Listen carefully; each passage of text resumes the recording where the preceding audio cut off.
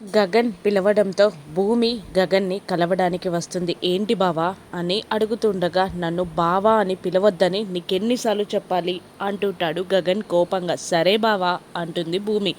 అదిగో మళ్ళీ అలాగే అంటావు, అనొద్దన్నానా అని గగన్ అనేసరికి, అలాగే అంటున్నాను కదా బావా అని మళ్ళీ అలా అంటూ ఉంటుంది భూమి. కోపంతో ఊగిపోతూ ఉంటాడు గగన్. ఇంతలో దూరంగా ఉన్న నక్షత్ర వాళ్ళిద్దరిని ఫొటోస్ తీస్తుందని గమనించిన భూమి వాళ్ళిద్దరి ఫేస్లు కనబడకుండా తన కొంగుతో కవర్ చేసేస్తుంది.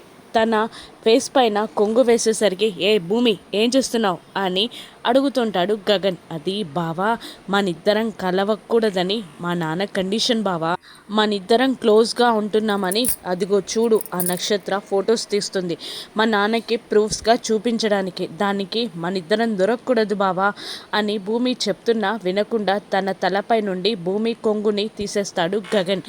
దాంతో చేసేది లేక భూమి గగన్ చేయి పట్టుకొని కారు పక్కకి లాక్కెళ్తుంది. దాంతో ఒక్కసారిగా భూమి గగన్పై పడిపోతుంది. ఏయ్ ఏం చేస్తున్నావు అంటూ దూరంగా నిల్చోపెడతాడు భూమిని గగన్.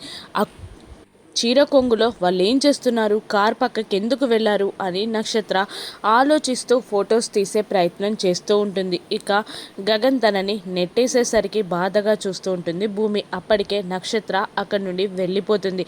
ఇక గగన్ ఒక చిన్న ట్రాకర్ లాంటి డివైస్ చూపించి, ఇదిగో ఇది జీపీఎస్ని ట్రాక్ చేస్తుంది, లొకేషనే కాక వాయిస్ రికార్డ్ కూడా చేస్తుంది, ఇది వాళ్ళ కార్కి ఫిక్స్ చేయి అని గగన్ అనగానే, అలాగే బావా అంటూ ఆ డివైస్ని తీసుకొని భూమి వెళ్ళిపోతుంది. ఈ డివైస్ ద్వారా లిల్లీ ఎక్కడున్నాడో, లిల్లీ అపూర్వకి ఎందుకు పని చేస్తుందో సంతోష్ కిడ్నాప్కి వచ్చి భూమి గగన్లు తెలుసుకుంటారా? చెర్రీని కేసు నుంచి బయటికి తీసుకురావడంలో సక్సెస్ అవుతారా? రాను ఎపిసోడ్స్లో చూద్దాం. Thank you for watching.